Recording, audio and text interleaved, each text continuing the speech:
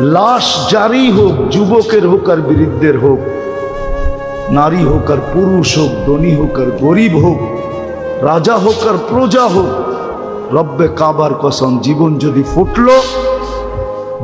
যদি ফুটলো তাহলে লাশ কবরের পাশে নিবে আর কবর সেলুট দিয়া বলবে, ইদান উহাব্বিলু লাকা বাতনি খাদরা, ইদান উহাব্বিলু লাকা বাতনি খাদরা।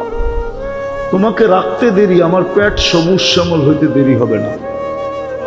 ওয়া ইউহাব্বিল জিসমাকা নূরা, তোমার শরীর আলোকিত হবে।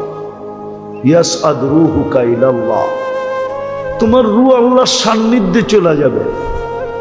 তারাল জান্নাতা গুদুওয়াম ওয়া আশিয়া, তুমি সকালে জান্নাত দেখবে, বিকালে জান্নাত দেখবে যদি ফোটে। কিন্তু এটার জন্য শর্ত হলো আল্লাহর রহমত আসতে হবে। যুবকের যৌবনের উপরে আল্লাহর রহমতের ছোঁয়া লাগতে হবে। নারীর নারীত্বের উপরে কয়দিন থাকবা ওইখানে, কয়দিন থাকবো এখানে? 60-70 বছর,